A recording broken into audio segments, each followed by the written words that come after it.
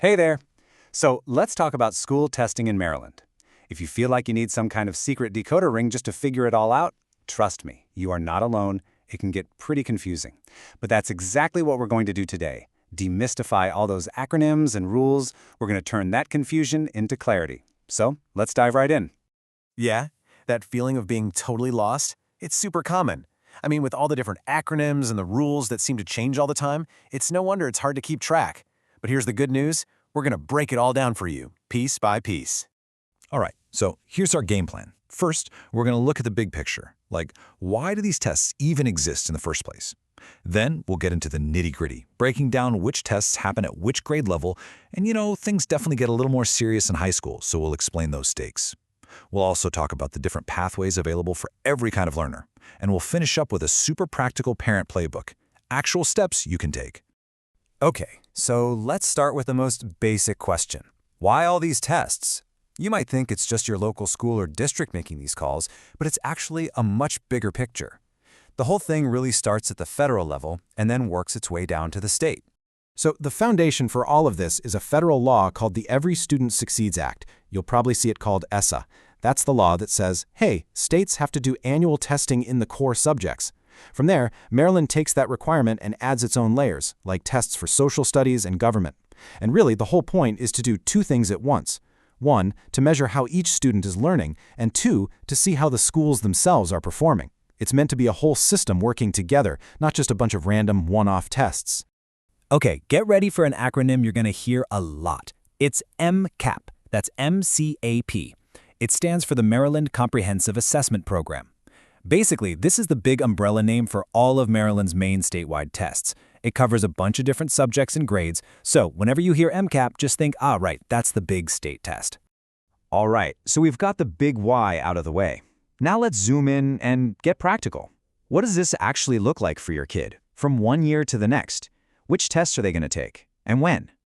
This chart lays it out really nicely. You can see testing starts pretty much right away, in kindergarten, with something called the KRA. That's all about checking for school readiness and figuring out what our littlest learners need. Then you hit the core testing years, grades 3 through 8. That's where you'll see those annual MCAP tests for English and math. And you'll notice in 5th and 8th grade, science gets added in. Plus, there's also an MCAP for social studies somewhere in middle school. Okay, now let's talk about high school. This is where the game really changes. The stakes get higher because, for the first time, these state tests can directly impact a student's final grade in a course, and that, of course, connects to graduation. Let's break down how that actually works. So if there's one number you need to burn into your brain for high school, it's this one, 20%. Yep, 20%.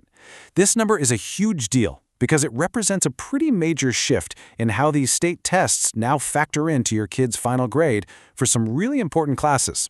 And this really shows you the balance. For certain courses, we're talking government and life science, that big state exam now counts for 20% of the final grade. But look at the other side. A huge 80% of the grade is still decided by the teacher, based on all the classroom work, the homework, the projects, everything they do all year long. So yeah, the test is definitely a piece of the puzzle, but it's that day-in, day-out classroom effort that makes up the vast majority of the grade. And it's really important to realize that this whole system isn't set in stone. It's changing. For example, that 20% rule we just talked about, that literally just started in the 2023-2024 school year for first-time ninth graders. And if you look ahead, the state is working on a brand new standard for college and career readiness. So the big takeaway here is that you've got to stay on your toes because things are definitely still evolving, especially when it comes to high school. Now, of course, not every student is the same, and the testing system knows that. It's not a one-size-fits-all approach. Maryland has set up specific pathways for different groups of students, like English learners and students who have significant cognitive disabilities. And the whole goal here is to make sure every single student gets the right kind of support. So, for English learners, they take an annual test specifically designed to track their progress in English. For students with disabilities, the key is the IEP team. That's the group of teachers, specialists, and you, the parent, who all work together. That team decides what makes the most sense. Maybe it's the regular test but with some accommodations, or maybe it's a completely different alternate assessment. It's all about finding the right fit. Okay, here's a little piece of the puzzle that you might not know about. It's not just the kids who are facing tests in Maryland schools. Yeah, check this out. The source material puts it perfectly. Maryland schools are operating in a system where both students and educators may face testing or assessment obligations. That's right, teachers have their own exams for certification and other requirements they have to meet.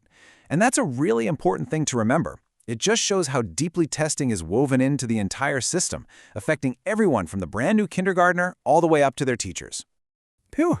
Okay, we have covered a lot of information. So the big question is, what do you do with all of this? How do you turn this knowledge into action? Well, that's what's next. Let's put together your parent playbook.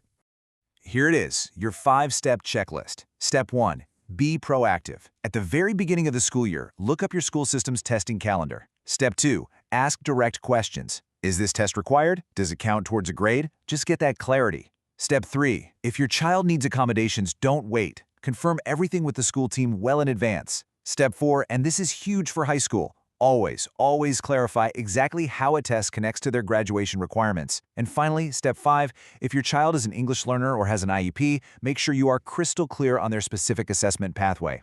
It's all about being prepared. Look, if you take away just one thing from all this, let it be this: you have to stay informed. Things can change, and they do. Your best bet is to keep an eye on communications from your school system and the state's Department of Education. Being up to date is honestly the most powerful tool you have as a parent in all this.